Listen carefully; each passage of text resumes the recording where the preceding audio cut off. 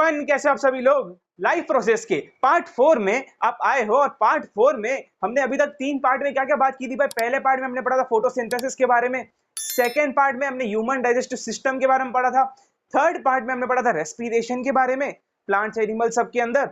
अब fourth part में हम पढ़ेंगे ट्रांसपोर्टेशन के बारे में कि भाई ये ट्रांसपोर्टेशन किस तरीके से होता है हमारी बॉडी के अंदर। हाँ, ट्रांसपोर्टेशन का अगर हम लोग बेसिक मतलब समझे तो ट्रांसपोर्टेशन का मतलब क्या होता है कि भाई movement of substance from one place to another. भाई किसी एक जगह से दूसरी जगह तक अगर कोई सब्सटेंस जाता है तो कहते हैं कि वो सब्सटेंस वहां पर ट्रांसपोर्ट हुआ, या उस प्रोसेस को हम कहते हैं ट्रांसपोर्टेशन। अब ये ट्रांसपोर्टेशन जो होता है ना हर एक तरीके का होता है। भाई ट्रांसपोर्टेशन हमारे लिए इंपॉर्टेंट क्यों होता है, आप सोचो। ट्रांसपोर्टेशन हमारे लिए इंपॉर्टेंट इसीलिए होता है कि भाई ट्रांसपोर्टेशन क्या करता है हमारे ब्लड के अंदर। जो ब्लड होता है जैसे कैरी करता है ना हर चीज को, हर एक अलग अलग अच्छे अच्छे न्यूट्रिएंट्स को जो हमारे बॉडी के लिए बेनिफिशियल है, और वो ये भी कैरी करता है कि जो हमारी बॉडी के लिए जो वेस्ट मटेरियल है उनको बॉडी से बाहर फेंकने के लिए। तो हमारे जो वेस्ट मटेरियल्स है उनको बॉडी से बाहर निकालना with the help of excretion, उसमें भी हमें ट्रांसपोर्टेशन चाहिए। हमारी बॉडी के अंदर हर सेल तक अच्छे मिनरल्स या अच्छे न्यूट्रिएंट्स पहुंचाना जो हमारी बॉडी के लिए फायदे कारक हैं, उसके लिए भी हमें ट्रांसपोर्टेशन जरूरी है। तो ये ट्रांसपोर्टेशन आज हम डिटेल में पढ़ेंगे। ट्रांसपोर्टेशन मेनली कैसे होता है भाई। ट्रांसपोर्टेशन मिनरल्स का होता है ब्लड के थ्रू, और ब्लड बॉडी में पंप होता रहता है। तो पहले हम जाने ब्लड के बारे में। यहाँ ब्लड हमारी पूरी बॉडी में होता है, उसके थ्रू हम मिनरल्स को ट्रांसपोर्ट करते हैं। तो पहले हम जाने ब्लड के बारे में। तो पहले हम ह्यूमन के अंदर अगर पढ़ें कि भाई ट्रांसपोर्टेशन ह्यूमन बींग्स में जिसे हम क्या कहते हैं सर्कुलेटरी सिस्टम। सर्कुलेटरी सिस्टम क्यों? क्योंकि ये जो ब्लड है ना ये सर्कुलेट करता है, पूरी बॉडी में सर्कुलेट करता है, ऑक्सीजन ले जाता है, कार्बन डाइऑक्साइड छोड़ देता है, जो भी काम है वो ब्लड करता है, वो सर्कुलेट होता रहता है। तो इसके हम कहेंगे सर्कुलेटरी सिस्टम। भाई सर्कुलेटरी सिस्टम में पहले हम जानते हैं ब्लड के बारे में कि भाई जो चीज हमारा पूरे के पूरे अच्छे न्यूट्रिएंट्स हमारा वेस्ट मटेरियल कैरी कर रही है उसके बारे में भी तो हम जाने कि वो चीज है क्या। तो ब्लड क्या है? ब्लड एक फ्लूइड कनेक्टिव टिश्यू है। इस चीज को अगर हम ब्रेक करें तो फ्लूइड, फ्लूइड मतलब लिक्विड, फ्लूइड मतलब लिक्विड बेस्ड, कनेक्टिव, कनेक्टिव का मतलब क्या होता है भाई किसी भी दो ऑर्गन को या किसी भी दो पार्ट को कनेक्ट करने वाला, किसी भी दो ऑर्गन या दो पार्ट को कनेक्ट करने वाला। और टिश्यू, टिश्यू क्यों? क्योंकि ब्लड होता है सेल से बना हुआ है, और बहुत सारे सेल्स को हम मिला के एक टाइप के बहुत सारे सेल्स को हम क्या कहते हैं? मिले हुए टिश्यूज कहते हैं। तो फ्लूइड कनेक्टिव टिश्यू यानी कि लिक्विड दो ऑर्गन को कनेक्ट करने वाला टिश्यू, फ्लूइड कनेक्टिव टिश्यू हो गया ना मतलब। तो भाई ब्लड को हम बोलते हैं फ्लूइड कनेक्टिव टिश्यू। अब जो ब्लड होता है ना, ब्लड के अंदर होता है प्लाज्मा, ब्लड के अंदर होता है प्लाज्मा। ये प्लाज्मा है ना मेन न्यूट्रिएंट्स को कैरी करने में हेल्प करता है। और ब्लड के अंदर क्या होता है? आरबीसी, रेड ब्लड सेल्स भी होते हैं। अब प्लाज्मा जो होता है ना वो CO2 और दूसरे जो अलग न्यूट्रिएंट्स मिनरल्स हैं उन सबको कैरी करने में हेल्प करता है। लिखा है भाई transport food, CO2 and nitrogen waste. भाई फूड को, CO2 को, कार्बन डाइऑक्साइड को प्लाज्मा कैरी करता है, ऑक्सीजन को नहीं। ऑक्सीजन को कौन कैरी करता है? Red blood cell. और रेड ब्लड सेल कहाँ प्रेजेंट होते हैं? ब्लड के अंदर। और रेड ब्लड सेल के अंदर ऐसी क्या चीज होती है जो हमने पिछले लेक्चर में पढ़ी थी? हेमोग्लोबिन। ये हेमोग्लोबिन ही तो हमें हेल्प करता है हमारे ब्लड को ऑक्सीजन को ट्रांसपोर्ट करने में। तो ऑक्सीजन कौन कैरी करता है? आरबीसी, ब्लड के अंदर आरबीसी। और ब्लड के अंदर जो प्लाज्मा है वो कौन, वो क्या कैरी करता है भाई? Transport of food, CO2 and nitrogenous waste. इतना तो हमें समझ आ गया। हमने ब्लड के बारे में तो जान लिया कि भाई ब्लड हमारी चीजें कैरी करता है, बट हमारी बॉडी के अंदर सर्कुलेटरी सिस्टम किस तरीके से वर्क करता है, या हमारी बॉडी के हर एक एक सेल तक हमें अगर ब्लड पहुंचाना हो तो सिर्फ हमारे बॉडी में ब्लड रहेगा तो उससे तो काम नहीं चलेगा। हमें ऐसी कोई पंपिंग मशीन चाहिए होगी, ऐसा कोई पंप चाहिए होगा जो भाई ब्लड को पंप करे हर एक सेल की तरफ, और वहां से भी पंप आउट करके हर एक सेल का जो खून है जो जिसमें कार्बन डाइऑक्साइड है वो हमारे हार्ट तक आए। वो कहां तक आए? हमारे हार्ट तक। तो यही तो एक पंपिंग ऑर्गन है, यही तो एक पंपिंग ऑर्गन है। तो ये पंपिंग ऑर्गन जो पंप करे, ऐसा एक सिस्टम जो पाइप्स से बना हुआ हो, उस सिस्टम जो ब्लड को पंप करने में हेल्प करे हमारे बॉडी के हर एक सेल तक, हर एक पार्ट तक, उसे हम कहेंगे हार्ट। ये एक पंपिंग ऑर्गन या एक पंपिंग मशीन की तरह काम करता है हमारा हार्ट। ब्लड के बारे में जाना, उसको पंप कौन करता है? हार्ट। हार्ट, हार्ट के बारे में अगर बेसिक हम हार्ट के स्ट्रक्चर को अगर समझें तो हार्ट क्या होता है भाई? हार्ट एक ऐसा ऑर्गन है जो हमारी फिस्ट के साइज का होता है, हमारी फिस्ट के साइज जितना होता है, ऐसा माना जाता है भाई हमारे फिस्ट के साइज तक जितना होता है। और हार्ट कहाँ पे प्रेजेंट होता है? हार्ट प्रेजेंट होता है लेफ्ट साइड पे, मतलब थोड़ा सा लेफ्ट साइड पे होता, बीच में ही है बट थोड़ा लेफ्ट साइड झुके हुए होते हैं, थोड़ा लेफ्ट साइड उसके जो ट्यूब्स होते हैं वो झुके हुए होते हैं। इसके लिए जब हम बीटिंग होती है ना तो हमारी लेफ्ट साइड से सुनाई देती है। हमारा हार्ट क्योंकि थोड़ा लेफ्ट साइड पर है, इसीलिए जो डॉक्टर्स होते हैं वो लेफ्ट साइड पे हमेशा स्टेथोस्कोप चेक करके देखते हैं कि भाई आपका हार्ट वर्क कर रहा है, हार्ट कंडीशन कैसी है। ठीक है, तो हमारा हार्ट होता है लेफ्ट साइड पे। ठीक है, अब हार्ट जो होता है ना उसके होते हैं 4 चैम्बर। हार्ट के होते हैं 4 चैम्बर। कौन से भाई? 2 एट्रियम होते हैं, ये 2 एट्रियम होते हैं, 2 एट्रियम होते हैं। ये एक हार्ट का सिंपलेस्ट भाई डायग्राम है। मेरे को हार्ट बनाने नहीं आता, मेरे को सिंपल आता है, मैंने आपको सिंपल वे में समझाऊंगा और आप भी सिंपल वे में समझोगे तो सिंपल वे में अच्छी तरीके से एग्जाम में लिख पाओगे। तो हार्ट के अंदर क्या होते हैं? मेनली 2 एट्रियम होते हैं, 2 एट्रियम होते हैं। अब और हार्ट में क्या होता है? 2 वेंट्रिकल होते हैं, 2 वेंट्रिकल होते हैं। हार्ट में राइट साइड का एट्रियम और राइट साइड का वेंट्रिकल होता है, लेफ्ट साइड में एट्रियम, लेफ्ट साइड पे वेंट्रिकल होता है। अब देखो, आप मेरे को बोलोगे कि सर आपने ये लेफ्ट साइड पे राइट साइड पे लेफ्ट साइड क्यों लिखा है? क्योंकि जब आप किसी भी चीज को अपने सामने देख रहे होते हो, अपने सामने अगर समझो मैं ऐसे खड़ा हूं, ठीक है, तो अब मैं कहूं कि भाई राइट वेंट्रिकल मेरा राइट साइड पे होगा, देखो राइट साइड पे, तो हम जब सामने देख रहे होते हैं चीजों को तो हमारे मिरर इमेज हमें दिखती है कि हमारा लेफ्ट साइड होगा ना वो राइट साइड पे दिखेगा और राइट साइड लेफ्ट साइड पे दिखेगा। इसके लिए इस तरीके से बनाया गया। तो right atrium, right ventricle, left atrium, left ventricle, ये 4 मेन चैम्बर होते हैं। क्या होते हैं? चैम्बर। चैम्बर, आप बेसिक अगर चैम्बर का मीनिंग समझे तो वो होता है कमरा, या कह सकते हैं एक बॉटल या एक ऐसी जगह, एक वेसल कह सकते हो, एक कमरा जहां पर ब्लड आता है और ब्लड वहां से ट्रांसपोर्ट होता रहता है अलग अलग जगह पे। हर एक चैम्बर का अलग अलग मीनिंग है और वो हर एक चैम्बर ब्लड को पंप करने में हेल्प करता है। तो ये जो चैम्बर्स है ना, ये 4 चैम्बर्स है भाई, 4 चैम्बर भाई, right atrium, left atrium, right ventricle, left ventricle, ये चैम्बर्स है। राइट साइड जो है ना हार्ट का, राइट साइड, यहां पर मोस्टली डीऑक्सीजनेटेड ब्लड होता है। डीऑक्सीजनेटेड ब्लड, अरे यार इतना भारी शब्द है। डीऑक्सीजनेटेड ब्लड में जिसमें ऑक्सीजन की कमी हो, ऐसा ब्लड जिसमें ऑक्सीजन की कमी हो, और ऐसा ब्लड जिसमें ऑक्सीजन की अगर कमी हो तो उसमें क्या होगा? ज्यादा कार्बन डाइऑक्साइड। और लेफ्ट साइड पे क्या होता है भाई? ऑक्सीजनेटेड ब्लड, यानी कि ऐसा ब्लड जिसके अंदर ऑक्सीजन की मात्रा ज्यादा हो, ज्यादा अमाउंट ऑफ ऑक्सीजन और कार्बन डाइऑक्साइड कम हो। अब हमने हार्ट को तो जाना कि भाई हार्ट इस तरीके से है, पर हार्ट में ब्लड किधर से आता है? हमारी बॉडी में से ब्लड हार्ट तक जाना भी तो चाहिए ना। जो ब्लड है जिसके अंदर CO2 है वो हमारा ब्लड हार्ट तक किस तरीके से जाता है? वो जाता है वेना कावा के थ्रू। किसके थ्रू जाता है? Vena cava. ये वेना कावा क्या होती है ना, ये वेना कावा है ना, अलग अलग जगह से हमारे ब्लड को कलेक्ट करके बॉडी तक ले आती है, हार्ट तक ले आती है। तो ये जो वेना कावा होती है ना, वेना कावा क्या होती है भाई? वेन होती है, लार्जेस्ट वेन है। Vena cava is the largest when in the body. Largest when क्यों? क्योंकि ये ऐसी वेन है जो बॉडी के हर एक पार्ट से ब्लड कलेक्ट करके हार्ट तक लेके आती है, ब्लड कलेक्ट करके हार्ट तक लेके आती है, और वो हार्ट के पास सिचुएटेड होती है, जो कि लार्जेस्ट वेन है। और फिर वो है ना भाई ऐसे एक बड़ी सी ट्यूब है समझो, और वो ट्यूब को है ना छोटे छोटे पार्ट में उसको बिखर दिया है, उसको छोटे छोटे पार्ट में और छोटी छोटी ट्यूब्स बन जाती है। भाई एक लंबी ट्यूब से 10 और छोटी छोटी ट्यूब्स बन जाएगी, इस तरीके से काम करते हैं। वो जो लंबी ट्यूब है ना वो होगी largest when in the body. अब वेन और आर्टरी में आपको डिफरेंस समझ आया? हम आगे डिटेल में पढ़ेंगे, बट वेन का मतलब क्या होता है? जो ब्लड हार्ट की तरफ ले जाती है। आर्टरी का मतलब क्या होता है? जो ब्लड हार्ट से दूर ले जाती है, हार्ट से दूर ले जाती है, मतलब हार्ट से बॉडी तक ले जाती है, हार्ट से दूर ले जाती है। तो आर्टरी इसी बात पे आया एओर्टा। एओर्टा क्या है? एओर्टा एक ऐसी आर्टरी है, लार्जेस्ट आर्टरी है, जो हार्ट से हर एक बॉडी के पार्ट तक ब्लड को पंप करती है, हर एक बॉडी के पार्ट तक ब्लड को पंप करती है।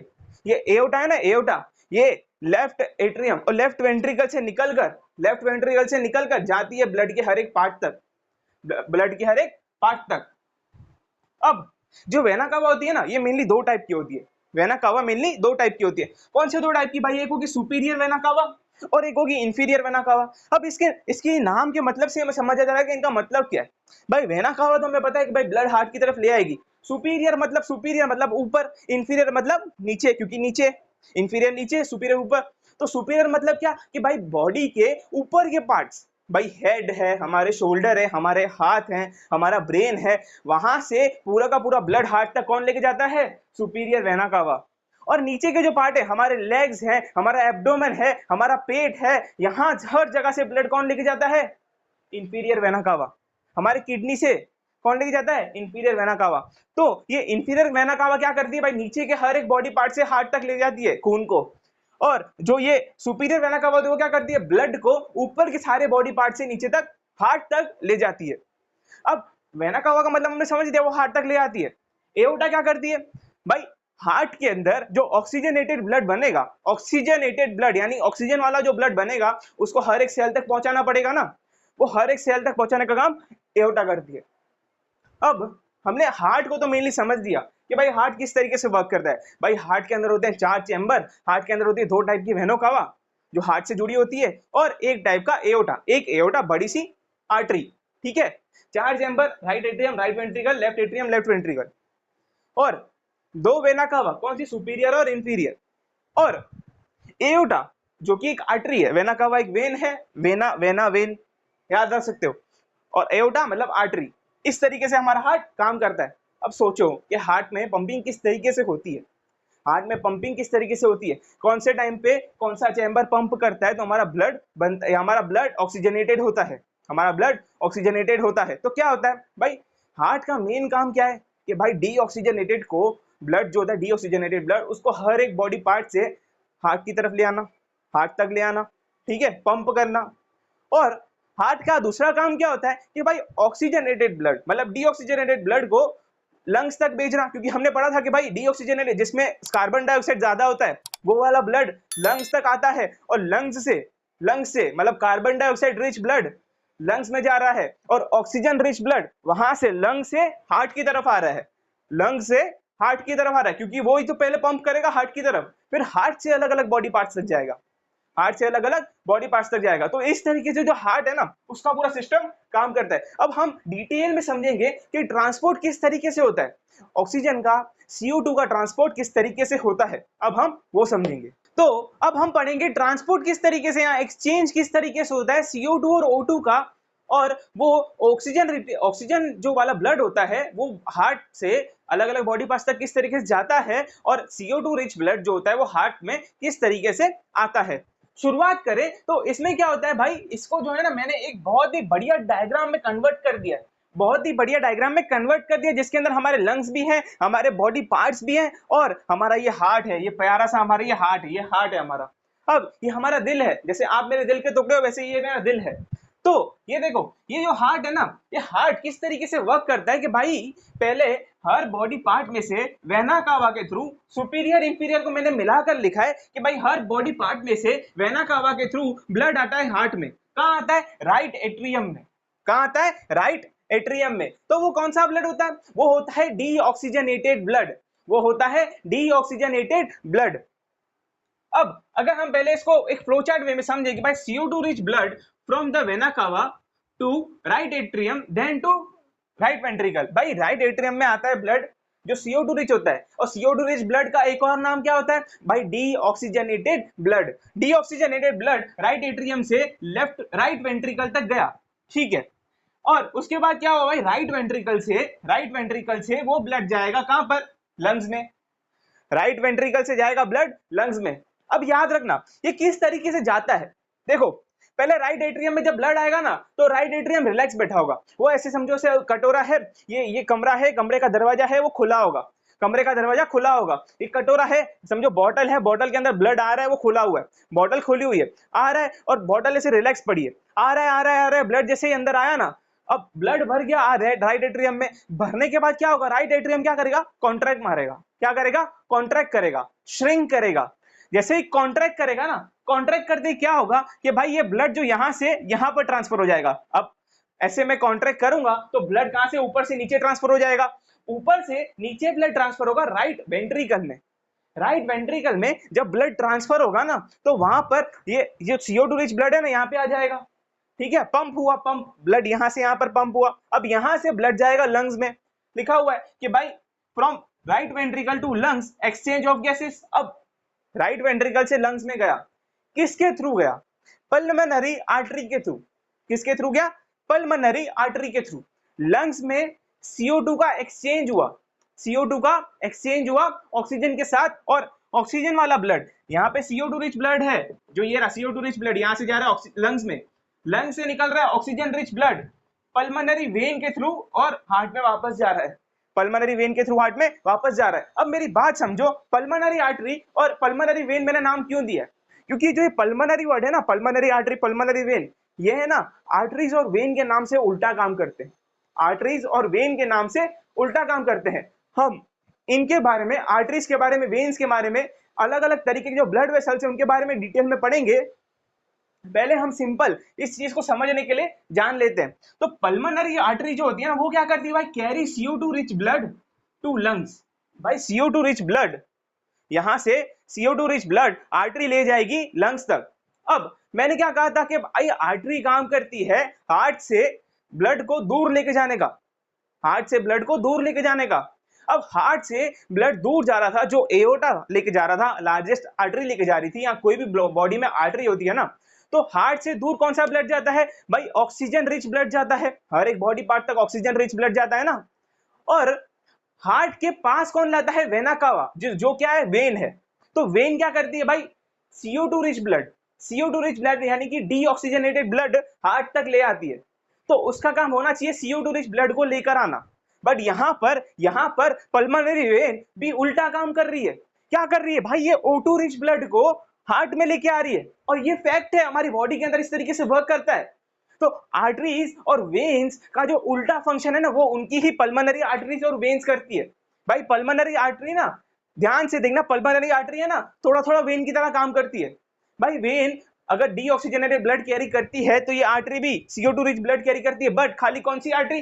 पल्मोनरी आर्टरी, जो किधर कनेक्ट होती है? जो राइट वेंट्रिकल में, हार्ट के राइट वेंट्रिकल, राइट चैम्बर से लंग्स तक जाती है। कहां जाती है? हार्ट के राइट चैम्बर से लंग्स तक जाती है। अब क्या होगा कि भाई लंग्स तक गई। अब लंग्स से क्या होगा भाई? लंग्स में गया CO2 rich blood, CO2 rich blood जैसे ही लंग्स में जाएगा, लंग्स से पल्मोनरी वेन क्या करेगी? O2 रिच ब्लड को लेगी। और यहां पर एक्सचेंज ऑफ गैसेस होता है। ये जो आपको छोटे छोटे गोले दिख रहे हैं, एल्वियोलाई से कहते हैं। हमने पहले पढ़ा था कि एल्वियोलाई की एक जगह है जहां पर CO2 और O2 का एक्सचेंज कैरी होता है। यहां पर O2 CO2 एक्सचेंज होते हैं, ऑक्सीजन रिच ब्लड आता है और CO2 वो ले लेता है और फिर बॉडी के बाहर फेंक देता है एक्सहेलेशन के थ्रू।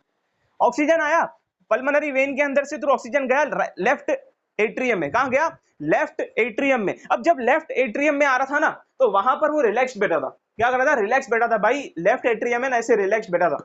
तो जैसे ही ऑक्सीजनेटेड ब्लड, ज्यादा ऑक्सीजन वाला जो ब्लड है जिसमें CO2 की मात्रा नहीं है, तो वो ऑक्सीजनेटेड ब्लड लेफ्ट एट्रियम में आया। लेफ्ट एट्रियम ने क्या किया भाई? पहले बैठा था शांति से, जैसे ही आया उसने पंप मारा। क्या किया? कॉन्ट्रैक्ट किया। कॉन्ट्रैक्ट करते ही लेफ्ट एट्रियम से ब्लड कहां गया? लेफ्ट वेंट्रिकल में। लेफ्ट एट्रियम से ब्लड कहां गया? लेफ्ट वेंट्रिकल में। अब ये लेफ्ट वेंट्रिकल क्या करेगा? लेफ्ट वेंट्रिकल क्या करेगा? जब लेफ्ट वेंट्रिकल में ब्लड आ रहा था, तब वो ऐसे बैठा था रिलैक्स, भाई आने दो ब्लड आने दो। जैसे ही ब्लड आ गया तो उसने भी किया कॉन्ट्रैक्ट। उसके कॉन्ट्रैक्ट होने की वजह से क्या होगा भाई? जो ब्लड होगा ना, ब्लड ऑक्सीजन रिच ब्लड, अब तो उसका एक ही काम है भाई, ऑक्सीजन रिच ब्लड तो हार्ट ने बना दिया, हार्ट ने पंप तो कर दिया, बट इसके बाद इस ऑक्सीजन रिच ब्लड को हर एक बॉडी पार्ट तक पहुंचाना है ना, तो वो क्या करेगा? ब्लड को और हर एक बॉडी पार्ट्स तक पहुंचाएगा with the help of aorta, with the help of aorta. तो ये इस तरीके से ना हमारा पूरा पूरा ट्रांसपोर्ट, इस तरीके से एक्सचेंज ऑफ गैसेस काम करता है। किस तरीके से भाई? देखो आपको शॉर्ट में एक समरी देता हूं। भाई हम लोग यहां पहुंचे थे, भाई O2 रिच ब्लड आया लंग से लेके लेफ्ट एट्रियम में, फिर then pump to left ventricle, left ventricle से अलग अलग पार्ट्स के बॉडी तक। इतना मैंने आपको समझा दिया। अब किस तरीके से काम करता है भाई? ब्लड है, ऑक्सीजन नहीं है, CO2 ज्यादा है, CO2 ज्यादा है यानी कि डीऑक्सीजनेटेड ब्लड है। बॉडी पार्ट से डीऑक्सीजनेटेड ब्लड जाएगा राइट वेंट्रिकल, हार्ट के right ventricle, right atrium chamber तक जाएगा। राइट एट्रियम चैम्बर पे डीऑक्सीजनेटेड ब्लड जाएगा, फिर वहां से जाएगा राइट वेंट्रिकल में, वहां से जाएगा राइट वेंट्रिकल में। ब्लड कहां से आया? वेना कावा के थ्रू आया, ठीक है। राइट वेंट्रिकल में क्या? राइट वेंट्रिकल से ब्लड जो डीऑक्सीजनेटेड है, जिसमें CO2 ज्यादा है, वो जाएगा पल्मोनरी आर्टरी के थ्रू लंग्स में। भाई यहां से गया लंग्स में, किसके थ्रू? पल्मोनरी आर्टरी के थ्रू। लंग्स से फिर आया लेफ्ट एट्रियम में, किसके थ्रू? भाई पल्मोनरी वेन के थ्रू। बट जो ये आया ना, ये आया ऑक्सीजन रिच ब्लड। क्यों? क्योंकि लंग्स में एक्सचेंज ऑफ गैसेस हुआ। भाई CO2 गया और ऑक्सीजन लेके ब्लड आ गया पल्मोनरी वेन के थ्रू लेफ्ट एट्रियम में। लेफ्ट एट्रियम में आते ही ब्लड गया लेफ्ट वेंट्रिकल में, ब्लड गया लेफ्ट वेंट्रिकल में। लेफ्ट वेंट्रिकल से क्या करेगा, ब्लड अलग अलग बॉडी पार्ट तक जाएगा। अलग अलग बॉडी पार्ट तक किसके थ्रू जाएगा, एओर्टा के थ्रू जाएगा। किसके थ्रू जाएगा, एओर्टा के थ्रू जाएगा। अब पल्मोनरी आर्टरी और पल्मोनरी वेन उल्टा उल्टा काम करती है भाई। पल्मोनरी आर्टरी वैसे तो ऑक्सीजन रिच ब्लड कैरी करती है सिर्फ आर्टरी, बट पल्मोनरी वाली जो होती है ना वो CO2 रिच ब्लड कैरी करती है, वो CO2 रिच ब्लड कैरी करती है। पल्मोनरी वेन वैसे तो डीऑक्सीजनेटेड ब्लड कैरी करती है भाई, गंदा ब्लड कैरी करती है ब्लड, बट यहाँ पे जो पल्मोनरी वाली है ना, पल्मोनरी सिर्फ वेन तो CO2 रिच, बट यहाँ पे पल्मोनरी है। पल्मोनरी वेन वाली कौन सी है भाई, CO2 रिच करती है, यानी कि जिसमें ऑक्सीजन की मात्रा ज्यादा होती है, जिसमें ऑक्सीजन ज्यादा होता है भाई। प्योर ब्लड हमारा लेफ्ट साइड पे। अब देखो इससे पता चल जाता है भाई लेफ्ट साइड जो होता है ना हमारा, वहां पर ऑक्सीजनेटेड ब्लड होता है, और जो राइट साइड होता है ना हमारा, वहां पर डीऑक्सीजनेटेड ब्लड होता है। और ये जो सिस्टम है ना, ये ऐसे नहीं कि भाई पहले पहले ब्लड यहाँ आएगा फिर ऐसे पूरा, ये चीजें ना कंटिन्यूसली काम करती रहती है भाई। जैसे जैसे ब्लड यहाँ से जाता जाएगा ना, ऐसे ऐसे दूसरा दूसरा ब्लड आता जाएगा, ऐसे ऐसे दूसरा दूसरा ब्लड आता जाएगा। तो हमारा हार्ट एक मिनट में, हमारा हार्ट एक मिनट में 72 टाइम्स बीट करता है। हमारा हार्ट एक मिनट में 72 टाइम्स बीट करता है, ये हमारी हार्ट बीट होती है, हार्ट रेट होता है। तो समझो अगर एक मिनट में 72 टाइम्स हमारा हार्ट बीट कर रहा है, तो ये प्रोसेस कितनी फास्ट होती होगी। हमारा O2 CO2 का जो एक्सचेंज है वो कितना फास्ट होता। और हमारी ब्रीदिंग की रेट हमारे हार्ट रेट पे डिपेंड करती है। जो लोग अच्छी तरह ब्रीथ नहीं करते हैं उनका हार्ट प्रॉब्लम्स भी होती है उनको, इसीलिए कहा जाता है कि भाई ब्रीदिंग हमें अच्छी तरह करनी चाहिए। ब्रीदिंग रेट अच्छा होगा, हार्ट अच्छी तरह पंप करेगा, हार्ट के अंदर CO2 O2 का एक्सचेंज अच्छी तरह होगा, बॉडी के हर पार्ट तक ऑक्सीजन अच्छी तरह पहुंचेगा। इस तरीके से हमारा पूरा ऑक्सीजन और CO2 का एक्सचेंज और ट्रांसपोर्ट वर्क करता है। अब इसके बाद हम पढ़ेंगे ट्रांसपोर्ट इन प्लांट्स के बारे में। और ट्रांसपोर्ट इन प्लांट से पहले हम पढ़ेंगे ट्रांसपोर्ट जो हमने किया भाई, ब्लड वेसल्स है। क्या है भाई, आर्टरीज, वेन्स, ब्लड कैपिलरीज, ये सारे ब्लड वेसल्स हैं। ब्लड वेसल्स में, ब्लड वेसल्स का मतलब क्या भाई, ब्लड को कैरी करने वाले वेसल्स। वेसल्स मतलब बर्तन या ट्यूब्स, ऐसी चीजें जो ब्लड को कैरी करती है, तो उसे ब्लड वेसल कहते हैं। तो ब्लड वेसल कौन से होते हैं, आर्टरीज होती है, वेन्स होते हैं और ब्लड कैपिलरीज होते हैं। अब हम उनके बारे में पढ़ेंगे। अब हम पढ़ते हैं ब्लड वेसल्स के बारे में। ब्लड वेसल्स, ब्लड वेसल्स का मतलब क्या कि भाई ब्लड को कैरी करने वाले वेसल्स, यानी कि ब्लड को कैरी करने वाले बर्तन या ट्यूब्स जो ब्लड को कैरी करती है, उसे हम कहते हैं ब्लड वेसल्स। ये ब्लड वेसल्स मेनली 3 टाइप के होते हैं, मेनली 3 टाइप के होते हैं। और ये जो होते हैं ना, ये प्लेटलेट्स और ये ब्लड का, ये जो प्लेटलेट्स होते हैं ये ब्लड का पार्ट होते हैं, ये ब्लड के अंदर ही घूमते रहते हैं। और जो लिम्फ होता है ना, वो लिम्फ एक टाइप का टिश्यू है, एक टाइप का फ्लूइड कनेक्टिव टिश्यू है, ठीक है। अब जो ब्लड वेसल्स हैं, वो ब्लड वेसल्स क्या होते हैं भाई, ब्लड वेसल्स मेनली 3 टाइप के होते हैं, आर्टरीज, वेन्स और कैपिलरीज। आर्टरीज, वेन्स और कैपिलरीज। आर्टरीज की अगर बात करें तो आर्टरीज और वेन्स है ना कहीं एक दूसरे से अपोजिट है, तो इनके बीच में डिफरेंस आ सकता है कि भाई इन तीनों के बीच में डिफरेंस क्या है भाई। Arteries carry blood away from heart, हमने पढ़ा कि भाई आर्टरीज क्या करती है, ब्लड को हार्ट से दूर भेजती है, carry blood away from heart. तो इसमें कौन सा ब्लड होता है, वो oxygen rich blood, O2 rich blood. पर जो वेन्स होती है ना, कैरी ब्लड टूवर्ड्स हार्ट, यानी कि वो ब्लड हार्ट की तरफ लेके आती है। कौन सा ब्लड होता है, CO2 रिच ब्लड, जिसमें CO2 की मात्रा ज्यादा होती है। अब जो ब्लड होता है ना, वो blood has high pressure coming from heart. Heart से हार्ट जब पंप करेगा तो ब्लड बहुत ही हाई प्रेशर में निकलेगा, ब्लड बहुत ही हाई प्रेशर में निकलेगा। तो हाई प्रेशर के लिए जो आर्टरीज की वॉल्स होगी वो थिक होनी चाहिए, आर्टरीज की वॉल्स थिक होनी चाहिए। तो इसी वजह से जो आर्टरीज की वॉल होती है ना, थिक वॉल्स होती है। बट ब्लड जो है ना, वो हार्ट की तरफ जब जा रहा होता है ना, तब उसके ऊपर कोई प्रेशर नहीं होता। तो इसीलिए वेन्स की जो वॉल्स होती है ना भाई, इनर लाइनिंग या इनर वॉल्स होती है ना, वो बहुत ही थिन होती है। आर्टरीज के कंपेयर में वो थिन होती है, आर्टरीज के कंपेयर में वो थिन होती है, क्योंकि ये लोग अंडर प्रेशर नहीं होती। अब तीसरा है कि भाई ये नैरो होती है और डज नॉट कंटेन वेल्व्स। भाई आर्टरीज नैरो होती है और डज नॉट कंटेन वेल्व्स। क्यों वेल्व्स नहीं होते, वेल्व का मतलब क्या होता है कि भाई ब्लड का बैक फ्लो प्रिवेंट करना या ब्लड को किसी और डायरेक्शन में जाने से रोकना, तो उसमें वेल्व होते हैं, एक ढक्कन की तरह, ठीक है। तो ऐसा क्यों नहीं होता है आर्टरीज में, क्योंकि ब्लड बहुत ही हाई प्रेशर में निकल रहा होता है। तो जिस हाई प्रेशर से ब्लड निकल रहा होता है ना, तो उसको पता है कि उसको एक ही डायरेक्शन में जाना है, उसको कहीं और नहीं जाना है, क्योंकि उसको एक प्रेशर, उसको एक फोर्स दे दी गया है, भाई तू है ना राइट साइड में फोर्स लेके जा, तो ब्लड राइट साइड पे ही जाएगा। उसके लिए कोई वेल्व्स की जरूरत नहीं, इसके लिए आप इसमें वेल्व्स नहीं होती है, नैरो होती है। अब नैरो क्यों होती है? अभी समझो कि एक ट्यूब है, उसकी वॉल्स जितनी ज्यादा थिक होगी उतना वो नैरो होता जाएगा ना, उतना ट्यूब के अंदर जो स्पेस होगा वो बहुत ही नैरो होगा। इसके लिए ये जो होती है ना बहुत नैरो होती है। पर जो वेन्स होती है ना, वेन्स, ये मैंने बोला कि इनके थिन वॉल्स होते हैं, इनकी वॉल्स थिन होती है, इनकी वॉल्स थिन होती है, तो ये वाइड होगी। वाइड यानी कि थोड़ा अंदर से जो स्पेस होगा ना पाइप के अंदर या ट्यूब के अंदर जो स्पेस होगा ना वो ज्यादा होगा। पर जो अगर हम करें आर्टरीज की बात, तो समझो आर्टरीज बहुत ज्यादा थिक है तो उनमें स्पेस इतना ही रहेगा क्योंकि ये बहुत थिक है। वेन्स थोड़ी थिन है तो वो थोड़ी वाइड रहेगी, उसके अंदर ज्यादा अमाउंट ऑफ ब्लड एक बारी में जा सकता है। ये अंडर प्रेशर होता है हमेशा, वेन्स अंडर प्रेशर, ब्लड का प्रेशर उनके ऊपर लगता रहता है, क्यों? क्योंकि ब्लड उनको आर्ट है ना, ब्लड को पंप करता है उनकी तरफ, इसके लिए उनके ऊपर प्रेशर होता है, इनके ऊपर प्रेशर नहीं होता, वेन्स के अंदर प्रेशर नहीं होता। अब जो पल्मोनरी आर्टरी होती है ना, ये आर्टरीज का उल्टा है। पल्मोनरी आर्टरी आर्टरीज का उल्टा है। हमने जाना कि भाई पल्मोनरी आर्टरी क्या होती है? भाई carry deoxygenated blood from heart to lungs. भाई डीऑक्सीजनेटेड ब्लड कैरी करती है, हमने क्या अभी तक पढ़ा था भाई, ये ऑक्सीजन रिच ब्लड कैरी करती है, बट पल्मोनरी आर्टरी उसका उल्टा काम करती है, वो डीऑक्सीजनेटेड ब्लड यानी CO2 रिच ब्लड कैरी करती है। कहां पर? भाई हार्ट से लंग्स तक ले जाती है, हार्ट से लंग्स तक ले जाती है। अब जो ये वेन्स होती है ना वो क्या करती है? वो pulmonary vein oxygenated blood carry करती है फ्रॉम लंग्स टू हार्ट।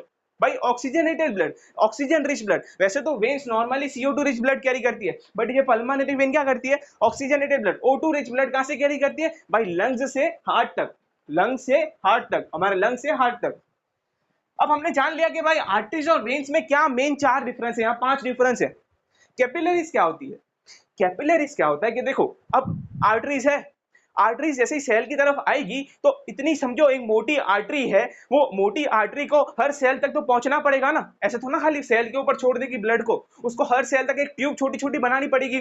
तो आर्टरी जब इतनी बड़ी ट्यूब जो आती है वो टूट टूट कर या उसको डिवाइड होकर वो अलग अलग छोटी छोटी ट्यूब्स में कन्वर्ट हो जाती है, छोटे छोटे वेसल में बन जाती है। क्यों? क्योंकि ये तो वेसल है, तो ये ट्यूब अलग अलग छोटे छोटे वेसल में कन्वर्ट होके बहुत ही छोटे वेसल जो सेल, हर एक सेल तक कांटेक्ट में रहे, हर एक सेल के कांटेक्ट में रहे, तो उन छोटे छोटे वेसल्स को हम कहेंगे कैपिलरीज, उन छोटे छोटे वेसल्स को। और ये वेसल्स कितने मोटे होते हैं, कितने थिक होते हैं? भाई एक सेल की साइज जितने थिक होते हैं।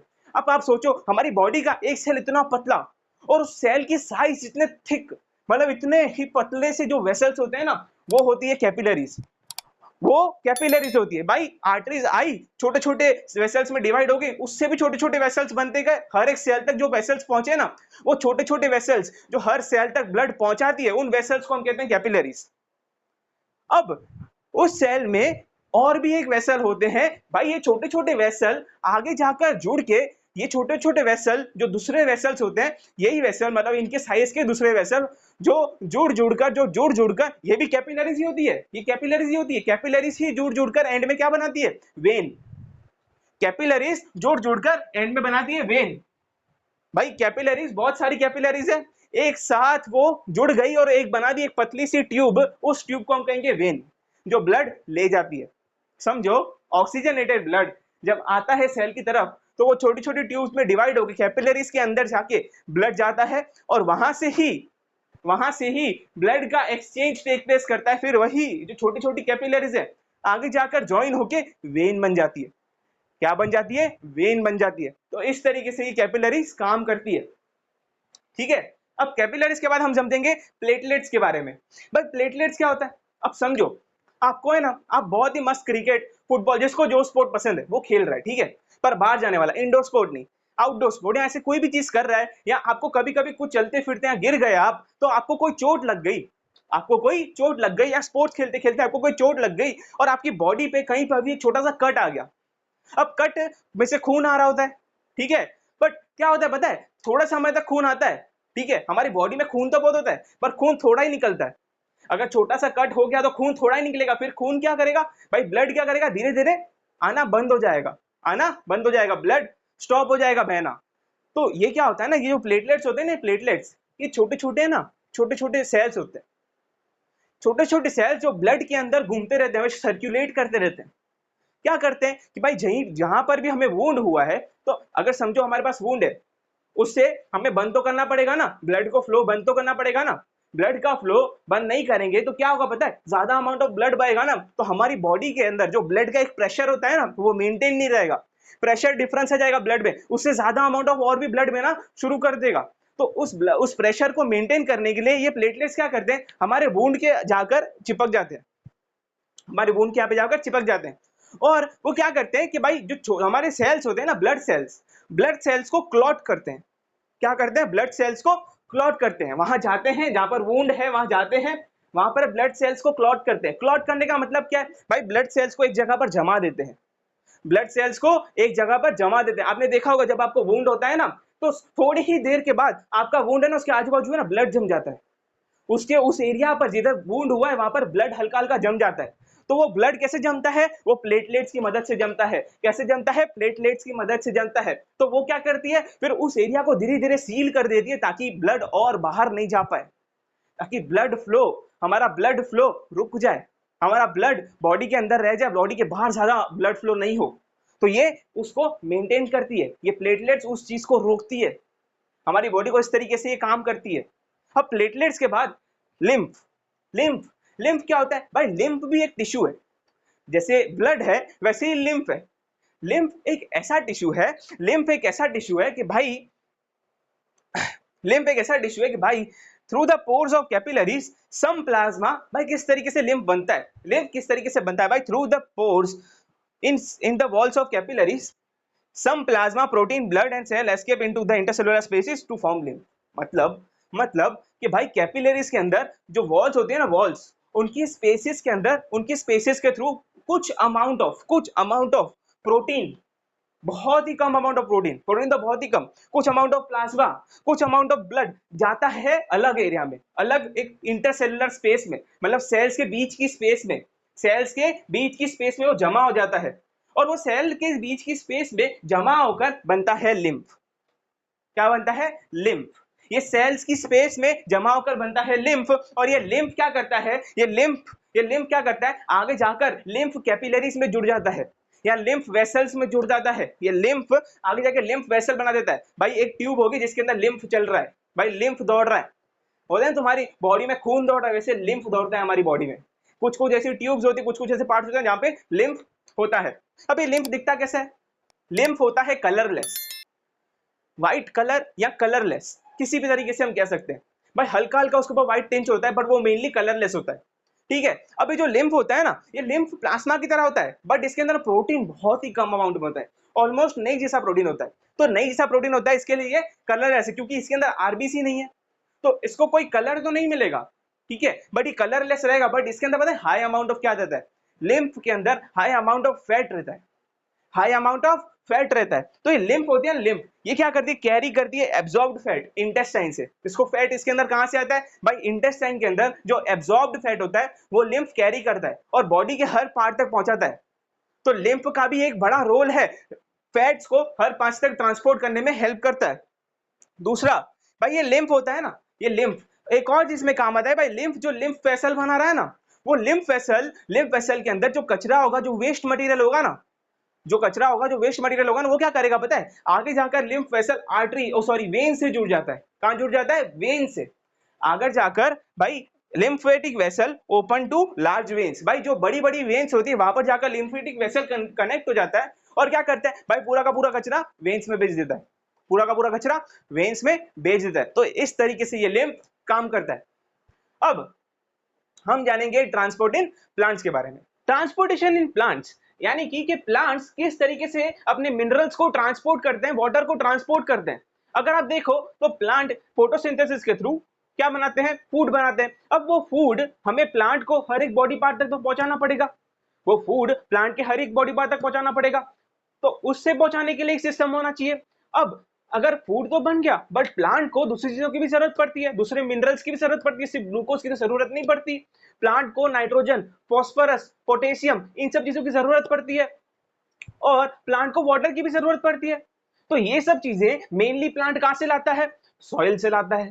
तो सॉइल से ऊपर लीव्स तक इन मटेरियल्स को भी हमें पहुंचाना पड़ेगा, तो इसके लिए भी कोई सिस्टम शायद डेवलप होना चाहिए प्लांट के अंदर। हाँ, अब अगर छोटे प्लांट समझो होंगे तो छोटे प्लांट के अंदर तो बहुत इजीली ट्रांसपोर्ट हो जाएगा, डिफ्यूजन के थ्रू फटाफट फटाफट पहुंच जाएंगे मिनरल्स। कि भाई लीव्स में से फोटोसिंथेसिस का प्रोडक्ट जो कि ग्लूकोज होता है जैसे, तो वो पहुंच जाएगा नीचे रूट्स तक या रूट्स सॉइल तक। पर जो सॉइल से मिनरल्स होंगे, वाटर होगा, वो भी ऊपर तक पहुंच जाएगा। बट समझो कि भाई सॉइल के बीच में जो रूट्स हैं, रूट्स के और लीव्स के बीच में इतना ज्यादा डिस्टेंस हो जाए कि भाई प्लांट बहुत ज्यादा बड़ा हो गया, उसके लिए तब हमें एक सिस्टम चाहिए होगा जो वर्क करता हो मिनरल्स को ऊपर से नीचे तक या नीचे से ऊपर तक या प्लांट के हर एक बॉडी पार्ट तक पहुंचाने में। तो इसी के लिए प्लांट के अंदर ऐसे दो वस्कुलर टिश्यूज प्रेजेंट होते हैं जो कि होते हैं जाइलम और फ्लोएम। कौन से क्या होते हैं ये वस्कुलर टिश्यूज? वस्कुलर टिश्यूज का मतलब क्या है? वस्कुलर टिश्यूज का मतलब ये होता है कि भाई ऐसे टिश्यूज जो कंडक्ट करते हैं वाटर को, मिनरल्स को, न्यूट्रिएंट्स को।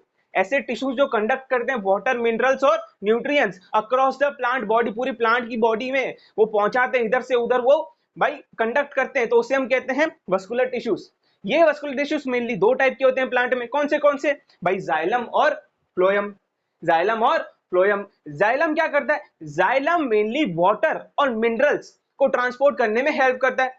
भाई रूट्स में से वाटर और मिनरल्स को लीव्स तक लेके जाने में जो हेल्प करता है या अलग अलग पार्ट्स ऑफ प्लांट तक लेके जाने में जो हेल्प करता है वो होता है जाइलम। वो होता है जाइलम। और जो लीव्स में फोटोसिंथेसिस का प्रोडक्ट है जो कि क्या था भाई? स्टार्च था, ग्लूकोज था। इन चीजों को लीव्स से रूट्स तक पहुंचाने में जो हेल्प करता है वो है फ्लोएम। वो है फ्लोएम। तो ये फ्लोएम क्या करता है भाई? मेनली फोटोसिंथेसिस के प्रोडक्ट को क्या करता है भाई? लीव्स में से लेता है और प्लांट के हर एक बॉडी पार्ट तक पहुंचाता है। जाइलम वाटर और मिनरल्स को रूट्स में से लेता है और प्लांट के हर एक बॉडी पार्ट तक पहुंचाता है, मेनली लीव्स तक, क्योंकि लीव्स कहां होती है? सबसे ऊपर होती है प्लांट में। ठीक है, अब देखो ये जाइलम और फ्लोएम तो हमें समझ आ गया किस तरीके से वर्क करते हैं, बट अगर हम इसे डिटेल में समझें कि भाई एक्चुअल में किस तरीके से वाटर जाइलम के थ्रू ट्रांसपोर्ट होता है, तो इसीलिए हम पहले पढ़ेंगे transport of water in with the help of xylem. भाई transport of water with the help of xylem. Transport of water with the help of xylem में क्या होता है भाई? जाइलम को अगर जाने कि जाइलम क्या होता है, जाइलम मेनली तीन चीजों से बना है। जाइलम मेनली तीन चीजों से बना है जो कि है जाइलम टिश्यू, वेसल्स और ट्रैकीड्स। जाइलम टिश्यूज क्या होते हैं भाई? जाइलम टिश्यूज ऐसे टिश्यूज जो same type of cells, same type of specialised cells, हमने पढ़ा था कि भाई सेम टाइप ऑफ सेल्स जब ग्रुप करते हैं तो उन्हें हम कहते हैं टिश्यूज। अब ये सेल्स किस तरीके से भाई? ये सेल्स जुड़कर एक ट्यूब की तरह बनाते हैं या एक वेसल की तरह बनाते हैं। हमने पढ़ा था वेसल मतलब बर्तन, ऐसा बर्तन जो पानी को कैरी करता हो, तो वैसा वेसल, वेसल वो टिश्यू से बना हुआ हो और वो क्या करता है? वाटर को कैरी करता है और वाटर में मिक्स्ड मिनरल्स को कैरी करता है। ये भी किस तरीके से मैं आपको समझाऊंगा। ये वेसल्स हो गए। अब बताएं ट्रैकीड्स। ट्रैकीड्स क्या होते हैं भाई? ट्रैकीड्स ये चीज होती है कि भाई जाइलम का जो ट्यूब है उसे प्लांट की बॉडी के साथ जोड़ के रखने के लिए एक बीच में सेल्स, इंटरकनेक्टेड सेल्स प्रेजेंट होते हैं जिन्हें हम कहते हैं ट्रैकीड्स। ये ट्रैकीड्स हेल्प करते हैं प्लांट की बॉडी के अंदर जाइलम को एक परफेक्ट डायरेक्शन में बनाकर रखने के लिए। ठीक है, ये ट्रैकीड्स उसमें हेल्प करते हैं। अब देखो प्लांट के ट्रैकीड्स में लीव्स के ट्रैकीड, लीव्स के जो जाइलम टिश्यूज भाई, जाइलम वेसल्स या जाइलम ट्रैकीड्स जो लीव्स के होंगे, फिर रूट्स के होंगे, फिर स्टेम के होंगे, ये सारे ना एक दूसरे से इंटरकनेक्टेड होते हैं। ये सारे एक दूसरे से इंटरकनेक्टेड होते हैं और ये सारे इंटरकनेक्ट होके एक कंटिन्यूअस सिस्टम बनाते हैं। एक कंटिन्यूअस सिस्टम बनाते हैं जिसके अंदर वाटर यहां से वहां तक कंडक्ट हो सकता है। भाई वाटर कंडक्टिंग चैनल बन सकते हैं। क्या बन सकते हैं भाई? वाटर कंडक्टिंग चैनल बन सकते हैं। वाटर कंडक्टिंग चैनल का मतलब क्या भाई? ऐसे बर्तन या ऐसे चैनल जो पानी को हर एक प्लांट के पार्ट तक पहुंचाने में हेल्प करते हो, प्लांट के पार्ट तक पहुंचाने में हेल्प करते हो। Water conducting channel reaching the root, stem and leaves, भाई हर जगह पर ये पहुंचते होंगे और ये सारे एक दूसरे से इंटरकनेक्टेड होते हैं। एक कंटिन्यूअस सिस्टम समझो बना हुआ है। आप इमेजिन करो कि भाई प्लांट की बॉडी में लीव, स्टेम और रूट जैसे एक दूसरे से कनेक्टेड होती है ना, तो उनकी बॉडी के अंदर, उनके जो स्टेम के, रूट के, लीव के अंदर जो कंडक्टिंग ट्यूब, जो वस्कुलर टिश्यूज हैं, वो भी एक दूसरे से कनेक्टेड है और उसी के थ्रू वाटर, फूड, मिनरल सब ट्रांसपोर्ट हो रहा है। इमेजिन कर सकते हो आप इस चीज को। अब क्या कहा है भाई? सॉइल, सॉइल के अंदर क्या होते हैं भाई? कुछ भाई हमारे रूट्स के जो सेल्स होते हैं, रूट के सेल सॉइल से कांटेक्ट में होंगे क्योंकि रूट्स कहां होती है भाई? जमीन के नीचे होती है। तो रूट के सेल जब सॉइल से कनेक्टेड होंगे तो वो क्या करेंगे भाई? आयंस लेते रहेंगे भाई सॉइल के अंदर से, भाई नाइट्रोजन का आयन, फॉस्फोरस का आयन, मैग्नीशियम का आयन, ठीक है, ये अलग अलग जो आयंस होते हैं वो लेते रहते हैं। अब कभी कभी क्या होता है, या मोस्टली प्लांट्स में क्या होता है कि भाई रूट्स इतने अमाउंट ऑफ आयन ले लेते हैं जिनकी उन्हें जरूरत होती है कि भाई रूट में आयन की मात्रा ज्यादा हो जाती है और सॉइल में आयन की मात्रा कम। सॉइल में आयन की मात्रा कम। अब उसे बैलेंस करने के लिए जो पानी होता है ना सॉइल के अंदर, जो पानी सॉइल के अंदर प्रेजेंट होता है वो क्या करता है, रूट्स के अंदर चला जाता है। पानी जो सॉइल के अंदर प्रेजेंट होता है वो रूट्स के अंदर चला जाता है। किस मदद से भाई, रूट प्रेशर से। रूट प्रेशर से। अब रूट के अंदर आयन की मात्रा बढ़ गई तो क्या हुआ, कॉन्सेंट्रेशन डिफरेंस हुआ। कॉन्सेंट्रेशन डिफरेंस का मतलब यही होता है कि भाई एक जगह पर किसी चीज की मात्रा बहुत ज्यादा है और एक जगह पर किसी चीज की मात्रा बहुत ही कम है। कि भाई रूट में आयन की भाई मात्रा बहुत ज्यादा है और सॉइल में आयन की मात्रा बहुत कम है, तो कॉन्सेंट्रेशन का डिफरेंस हुआ। भाई यहाँ पे अलग है, यहाँ पे अलग है, कभी हम डिफरेंस लिखते हैं तो इस तरीके से। तो उस डिफरेंस की वजह से सॉइल के अंदर का पानी उस डिफरेंस को बैलेंस आउट करने के लिए क्या करेगा, रूट्स के अंदर चला जाएगा। रूट्स के अंदर जैसे ही वो चला जाएगा तो दोनों तरफ जब तक आयन की मात्रा सेम नहीं हो जाती है या आयन वाटर का मात्रा सेम नहीं हो जाती तब तक वो वाटर अंदर मूव करता रहेगा। और कंटिन्यूसली वाटर के मूव करते करते साथ में जो आयंस होंगे वो भी प्लांट की बॉडी में ऊपर जाते जाएंगे। इमेजिन करो भाई रूट्स है ना, धीरे धीरे अब सोचो कि भाई रूट पानी को ले रही है, ठीक है, रूट के सेल्स पानी को एब्जॉर्ब कर रहे हैं और पानी साथ में मिनरल्स को लेके प्लांट की बॉडी में ऊपर तक जा रहा है। प्लांट की बॉडी में ऊपर तक जा रहा है, कैसे जाएगा भाई, जैसे जैसे पानी आता जाएगा तो उतना लेयर ऑफ कैसे चैनल बनते जाएंगे। भाई हाँ ठीक है, पानी आया पानी आया पानी आया, तो ऐसे कैसे ट्यूब भर जाती है वैसे ट्यूब की तरह ऊपर तक जा रहा है, वैसे ट्यूब की तरह ऊपर तक जा रहा है। अब ये जो चीज होती है ना ये तो रात को होती है, ये चीज मेनली रात को होती है कि भाई रात में रूट प्रेशर ज्यादा होता है। रात में रूट में एक्टिवली वाटर लेने का प्रेशर बहुत ज्यादा होता है, तो इस तरीके से पानी ऊपर तक पहुंच जाता है। बस सोचो दिन के समय में पानी किस तरीके से पहुंचता होगा, दिन के समय में पानी किस तरीके से पहुंचता होगा। तो दिन के समय में पानी पहुंचता है एक प्रोसेस के थ्रू जो कि होता है ट्रांसपीरेशन। मैं इसे इसके डेफिनेशन के हिसाब से नहीं पढ़ा रहा हूं, मैं आपको एक सिस्टम की तरह बता रहा हूं। भाई पानी हमें रात को तो पता है कि भाई रूट प्रेशर बनता है और पहुंच जाता है, इसका भी आपको कॉन्सेप्ट क्लियर होगा जब आगे हम पढ़ेंगे। और तो भाई ट्रांसपिरेशन की मदद से दोपहर के टाइम पे ड्यूरिंग द डे ये पूरा का पूरा पानी को ट्रांसपोर्ट करने में हेल्प करता है ट्रांसपिरेशन का प्रोसेस। कैसे, अब देखो जो प्लांट होते हैं वो प्लांट क्या करते हैं भाई, स्टोमेटा के थ्रू ब्रीदिंग करते हैं। भाई एक्सचेंज ऑफ गैसेस होता है स्टोमेटा के थ्रू। तो स्टोमेटा के थ्रू वो गैसेस का एक्सचेंज किस तरीके से होता है भाई, स्टोमेटा के अंदर पानी भर जाता है, ठीक है, गार्ड सेल्स पानी भर जाते हैं तो वो फूल जाते हैं। अब जैसे ही स्टोमेटा तो पर सन के थ्रू एक्सपोज होते हैं तो क्या होता है भाई, स्टोमेटा में पानी इवापोरेट हो जाता है, स्टोमेटा से पानी इवापोरेट हो जाता है। वो इवापोरेट होने की वजह से क्या भाई, लॉस ऑफ वाटर हुआ in the form of vapour, क्योंकि वो इवापोरेट हुआ है पानी in the form of vapour from aerial parts of the plant. Aerial part मतलब ऊपर के भाग, प्लांट के ऊपर के भाग पे जब लॉस ऑफ वाटर होता है इन द फॉर्म ऑफ वेपर जो सनलाइट करती है। मेनली अगर हमारे एनवायरमेंट में बहुत ज्यादा हीट प्रेजेंट होगी ना तो वाटर ऑब्वियसली वेपराइज हो जाएगा। तो प्लांट की बॉडी में ऊपर कहां वाटर ज्यादातर मिलता है, स्टोमेटा के अंदर। वही स्टोमेटा को वो वेपराइज कर देगा वाटर को, और वो वाटर वेपराइज होने के बाद क्या होगा, स्टोमेटा जाइलम सेल्स में से पानी लेगा, स्टोमेटा जाइलम सेल्स में से पानी लेगा। ये वेपराइज के प्रोसेस को ही, ये लॉस ऑफ वाटर के प्रोसेस को ही हम कहते हैं ट्रांसपीरेशन। अब ये ट्रांसपीरेशन की वजह से क्या हुआ, कि मैंने बताया भाई जाइलम टिश्यूज में थे, उसने पानी लिया, प्लांट ने स्टोमेटा के अंदर वापस पानी लिया कि भाई ये पानी तो मेरा भाई खत्म हो गया, अब दूसरा पानी दो। तो इस वजह से क्या होगा भाई, कोई चीज ले रही है पानी तो धीरे धीरे क्या होगा, समझो जाइलम टिश्यू ने उसको पानी दिया तो नीचे वाले से लेगा। इस तरीके से कंटिन्यूअस सिस्टम क्या करेगा, एक पुल बनाएगा।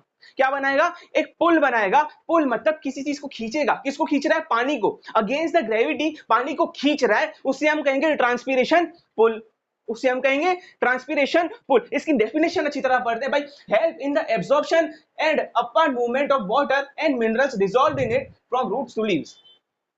भाई अपवर्ड मूवमेंट ऑफ वाटर में हेल्प करता है, जैसे ही अपवर्ड मूवमेंट होगा तो रूट के अंदर और पानी एब्जॉर्ब होगा, ठीक है, रूट में और पानी एब्जॉर्ब होगा, धीरे धीरे पानी अपवर्ड मूवमेंट करेगा। इस अपवर्ड मूवमेंट करने में कौन हेल्प करता है, ट्रांसपीरेशन हेल्प करता है। क्यों, क्योंकि वाटर लॉस हो रहा है, तो बचा हुआ वाटर कहां से लेगा, प्लांट दूसरे टिश्यूज में से लेगा ना, जाइलम टिश्यूज में से। इस तरीके से एक पुल किया और कहां करता है, ऊपर। और पानी के अंदर मैंने आपको पढ़ा है कि मिनरल्स और वाटर पहले से ही डिसॉल्व्ड है, मिनरल्स और वाटर पहले से ही डिसॉल्व्ड है, मिनरल्स और वाटर पहले से ही डिसॉल्व्ड है। तो वाटर के अंदर मिनरल्स पहले से ही डिसॉल्व्ड है, तो उससे क्या होगा भाई, रूट से लीव्स तक मिनरल्स भी पहुंच जाएंगे और पानी भी पहुंच जाएगा।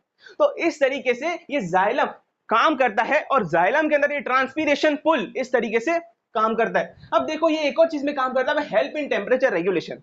टेम्परेचर रेगुलेशन का मतलब क्या भाई, पानी क्या करे, पानी इवापोरेट होता है तो वो अपने साथ हीट लेके छोड़ता है भाई, हीट लेके इवापोरेट होता है, हीट लेके वो वेपर बनता है। पानी को हीट देंगे तभी तो वो वेपर बनेगा, तो वो प्लांट की हीट लेके, प्लांट के अंदर की हीट लेकर वो वेपर बन जाता है। इसका एक और तरीका होता है कि भाई फोटोसिंथेसिस प्रोसेस के अंदर हमने पढ़ा था प्लांट में एनर्जी बनती है, प्लांट में एनर्जी बनती है, तो energy in the form of heat भी बनती है। उसकी मदद, उसके वजह से भी प्लांट का टेम्परेचर रेगुलेट करने के लिए कभी कभी ये लॉस ऑफ वाटर किया जाता है, लॉस ऑफ वाटर किया जाता है। प्लांट अपनी बॉडी को किस तरीके से मेंटेन करता है वो समझो, कि भाई लॉस ऑफ वाटर हो रहा है, ट्रांसपिरेशन तब भी हो रहा है, तो इससे क्या होगा भाई, टेम्परेचर रेगुलेट होगा। और फोटोसिंथेसिस की प्रोसेस होने के लिए एक मिनिमम टेम्परेचर, एक ऑप्टिमम टेम्परेचर, भाई यही टेम्परेचर पे हमेशा फोटोसिंथेसिस का प्रोसेस होता है, तो इसीलिए उस टेम्परेचर को मेंटेन करने के लिए ये ट्रांसपिरेशन पुल काम आता है। तो ये चीज तो ड्यूरिंग द डे हो गई। अब मैंने आपको कहा था कि नाइट में रूट प्रेशर काम करता है, क्योंकि नाइट में कोई भी चीज है ना, क्या बोलते हैं, पानी जो हमारा होता है ना, पानी वो इवापोरेट नहीं हो सकता, पानी इवापोरेट नहीं हो सकता। तो इसमें क्या होगा कि पानी जो रूट होगी, रूट वो एक्टिवली आयंस तो ले रही है, नाइट्रोजन फास्फोरस। तो मैंने बताया था कि भाई कॉन्सेंट्रेशन डिफरेंस की वजह से जो पानी ऊपर चढ़ता है, तो पानी को ऊपर चढ़नी बहुत ईजी होता है, क्योंकि दोपहर के समय में तो भाई वो पानी खत्म हो जाता है, पर रात के समय में पानी को चढ़ना इजी होता है, क्योंकि रूट के अंदर पहले से ही बहुत ज्यादा प्रेशर बना हुआ होता है पानी को लेकर और आयंस के कॉन्सेंट्रेशन डिफरेंस को लेकर। हमने ये समझ लिया कि भाई transportation of water with the help of xylem किस तरीके से होता है। अब हम पढ़ेंगे ट्रांसलोकेशन के बारे में, जो कि फ्लोएम से कनेक्टेड है। अब बात करते हैं ट्रांसलोकेशन के बारे में। भाई ट्रांसलोकेशन का मतलब क्या होता है? ट्रांसलोकेशन का मतलब ये होता है कि भाई transport of soluble products of photosynthesis. भाई सॉल्युबल प्रोडक्ट्स यानी कि ऐसे प्रोडक्ट जो प्लांट एब्जॉर्ब कर सकता है, फोटोसिंथेसिस के ऐसे प्रोडक्ट जो प्लांट एब्जॉर्ब कर सकता है, उसे ट्रांसपोर्ट करने की प्रोसेस को हम कहते हैं ट्रांसलोकेशन। और ये किसके थ्रू होता है? ये होता है एक और दूसरे वस्कुलर टिश्यू के थ्रू, जिसका नाम है फ्लोएम, जिसका नाम है फ्लोएम। फ्लोएम फ्लोएम मेनली दो पार्ट से बना है। फ्लोएम बना है सीव ट्यूब से और कंपेनियन सेल से। भाई सीव ट्यूब्स जो होती है ना, वो मेन कंडक्टिंग ट्यूब्स होती है, और कंपेनियन सेल्स क्या करते हैं भाई, सीव ट्यूब्स के आजू बाजू में लगे होते हैं। वो समझो ऐसे एक ट्यूब है और ट्यूब के आजू बाजू में कुछ सेल्स लगे हुए हैं, उसकी पूरी पट्टी में आजू बाजू समझो सेल्स लगे हुए हैं, वही सेल्स जो होते हैं वो होते हैं कंपेनियन सेल्स। ये कंपेनियन सेल्स क्या करते हैं भाई, वाटर को, या सॉरी वाटर कह रहा हूं, फूड को ट्रांसपोर्ट करने में हेल्प करते हैं, फोटोसिंथेसिस प्रोडक्ट को ट्रांसपोर्ट करने में हेल्प करते हैं। अब इसमें क्या होता है भाई, ये कहां डिलीवर होते हैं? ये डिलीवर कहां होते हैं? ये होते हैं स्टोरेज ऑर्गन्स, जो कि कहां होते हैं भाई, रूट्स में, स्टेम में, या ग्रोइंग पार्ट्स ऑफ प्लांट में। भाई ग्रोइंग पार्ट्स ऑफ प्लांट को जरूरत होती है न्यूट्रिएंट्स की, तो वहां पर ये फ्लोएम के थ्रू फोटोसिंथेसिस के प्रोडक्ट चले जाते हैं। या तो ऐसे रूट्स या स्टेम के अंदर वो स्टोर होकर रहते हैं, ठीक है। रूट्स और स्टेम के अंदर मेनली वो स्टोर होकर रहते हैं, क्योंकि लीव्स को तो और नए बनाने, तो उनको तो अपनी जगह खाली करनी पड़ेगी ना, तो वो क्या करते हैं, समझो आपने कोई प्रोडक्शन किया और प्रोडक्शन के अंदर आपके वेयरहाउस में जगह कम पड़ रही है, आपके वेयरहाउस में, आपकी फैक्ट्री में जगह कम पड़ रही है, तो आप क्या करोगे, इस सामान को दूसरी जगह पर शिफ्ट करके रखोगे, ताकि यहां पर आप और प्रोडक्शन कर पाओ। तो इसी तरीके से प्लांट क्या करता है भाई, लीव्स में से जो पूरा का पूरा जो एनर्जी का प्रोडक्ट है, वो प्रोडक्ट पूरा का पूरा नीचे रूट्स में या स्टेम्स तक पहुंचा देता है, और उसके बाद अपने लीव्स के अंदर और नया प्रोडक्ट बनाता है इन द फॉर्म ऑफ फूड, जो कि फोटोसिंथेसिस प्रोडक्ट है। कौन से आते हैं भाई, स्टार्च, ग्लूकोज और दूसरे भी, और शुगर्स, ठीक है। अब देखो ये कैसे होता है भाई, यूटिलाइजिंग एनर्जी करके होता है। भाई एनर्जी को यूटिलाइज किया जाता है, इसके अंदर एनर्जी को यूटिलाइज किया जाता है। क्यों? क्योंकि समझो कोई ऐसा पार्ट ऑफ प्लांट है जहां पर उसको जरूरत है कोई भी चीज की, या किसी भी फूड की, या किसी भी न्यूट्रिएंट की, तो वहां तक पहुंचाने के लिए उसे एनर्जी चाहिए होगी, वहां तक फ्लोएम को एनर्जी यूज करनी पड़ेगी। वो एनर्जी किस फॉर्म में होती है? वो होती है एटीपी के फॉर्म में। किस फॉर्म में होती है? एटीपी के फॉर्म में। एग्जांपल के तौर पे समझे तो ये सुक्रोज जो होता है ना, सुक्रोज, ये एटीपी के थ्रू ही ट्रांसपोर्ट होता है। भाई सुक्रोज जो होता है ना, आप देखो, हाँ प्लांट ने ग्लूकोज बनाया, ग्लूकोज को स्टार्च के फॉर्म में स्टोर करता है, बट ग्लूकोज और फ्रक्टोज को मिलाकर एक और शुगर बनती है, जिसे हम कहते हैं सुक्रोज। आपके घर के अंदर जो नॉर्मल चीनी होती है ना, वो सुक्रोज होती है, वो सुक्रोज होती है। और इस सुक्रोज को ट्रांसपोर्ट करने में एटीपी का यूज होता है। एटीपी हमने पढ़ा था भाई, एनर्जी करेंसी है, तो प्लांट एनर्जी करेंसी को खर्च करेगा और एटीपी को यूज करके फ्लोएम को बोलेगा, चल भाई मैं तेरे को पैसे दे रहा हूं, तू है ना मेरे सुक्रोज को भाई दूसरी जगह तक पहुंचा गया। इस तरीके से प्लांट काम करता है। बट समझो कुछ ऐसे न्यूट्रिएंट्स हैं जो फ्लोएम ट्रांसपोर्ट नहीं करता है, वाटर और मिनरल्स के थ्रू जाइलम में ट्रांसपोर्ट होते हैं। ऐसे कुछ मिनरल्स अब प्लांट को चाहिए तो प्लांट क्या करे, तो इससे क्या होता है जब एटीपी यूज होता है ना, तो एक ऐसे डिफरेंस की वजह से, प्रेशर डिफरेंस की वजह से क्या होता है कि भाई वाटर है ना फ्लोएम के अंदर चला जाता है, वाटर मिनरल्स के साथ फ्लोएम के अंदर चला जाता है, और वही मिनरल्स फिर फ्लोएम क्या करता है, फ्लोएम के थ्रू वो मिनरल्स कहां तक पहुंचते हैं, जहां पर प्लांट को जरूरत पड़ेगी, जहां पर प्लांट को जरूरत पड़ेगी। इसका बहुत ही फेमस एग्जांपल मैं आपको बताऊं, स्प्रिंग का सीजन होता है, तो स्प्रिंग के सीजन में नए नए फ्लावर्स उगते हैं, तो नए नए फ्लावर्स उगने के लिए प्लांट को फूड तो चाहिए होगा, प्लांट को एनर्जी तो चाहिए होगी, तो तब प्लांट कहां से लेता है पता है, फूड लेता है रूट और स्टेम में से। रूट ऑफ स्टेम जहां पे मैंने बताया स्टोरेज ऑर्गन्स है ये, तो वहां से वो खाना लेकर फ्लोएम जाएगा ग्रोइंग बर्ड्स तक। ग्रोइंग बर्ड्स जो बर्ड प्लांट के निकल रहे होते हैं, जो फ्लावर के बर्ड्स निकल रहे होते हैं, तब वहां तक जाएगा और वो बर्ड्स को एनर्जी देगा ग्रो करने के लिए, बर्ड्स को एनर्जी देगा ग्रो करने के लिए। इस तरीके से ये फ्लोएम का पूरा सिस्टम काम करता है। ये हमने पढ़ा ट्रांसलोकेशन, तो हमने पहले ट्रांसपोर्ट इन ह्यूमन बींग्स पढ़ा, फिर ट्रांसपोर्ट इन प्लांट्स पढ़ा। ट्रांसपोर्ट इन प्लांट में हमने पढ़ा जाइलम और फ्लोएम के बारे में मेनली डिटेल में। जाइलम के अंदर हमने प्रोसेस पढ़ी थी ट्रांसपीरेशन, और फ्लोएम के अंदर हमने पढ़ी मेन प्रोसेस कौन सी है, ट्रांसलोकेशन। यहां पर हमारा लेक्चर होता है खत्म। अगले लेक्चर में हम पढ़ेंगे एक्सक्रीशन के बारे में।